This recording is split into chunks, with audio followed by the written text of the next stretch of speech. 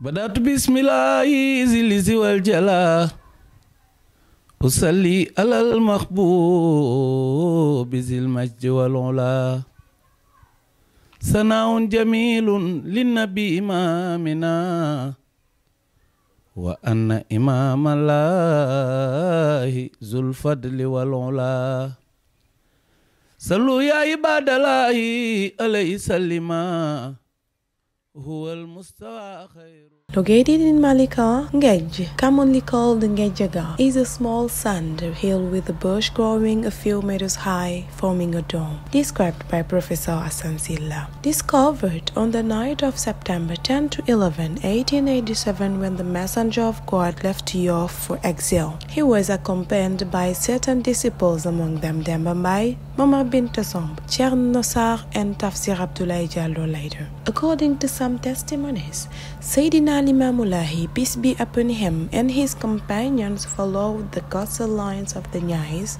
passing through Thiaroye, Yeumbeul, and Boune to reach Malika. When they reached a sandy area dotted with dunes, God imposed a divine restraint on his steps, so they could not continue their journey. As Seydina Limamou would later reveal that to reach his refuge that night he had to crawl. On the first day of their exile, Seydina Limamou, peace be upon him, instructed them to observe the fast, even though they had left Yoff without provision, except a kettle for their ablution. However, to reassure them, the Holy Master, peace be upon him, taught God would send them milk as food to break their fast, just as it had been for the Prophet Muhammad, peace be upon him, at Mukailain.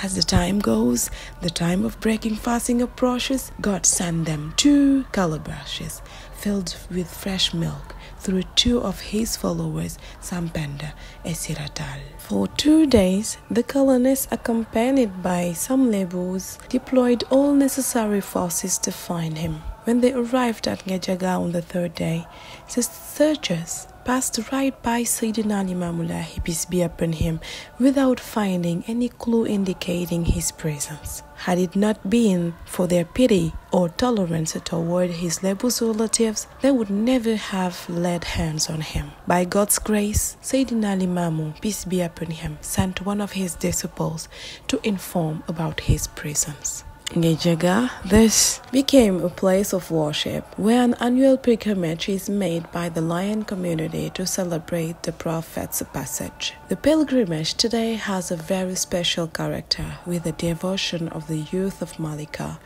who put in all necessary efforts to preserve and promote this holy site of Islam. This defines the importance of Malika hosting the refuge of the Prophet. Malika is then, after Camberen, the second village created by Seydina Limamou, peace be upon him, inspired the famous singer Mouhamadou Laye Ndir in these 2 verses. Mamudel se la dal di sañ agaram modi Camberen mamuno pera dal na wa Malika no ñu ñakuno Malika ay toli ñin te fofa la ñin yen ni ko yenam Malika ay ngeej goga waaju ko xam do go sàggane.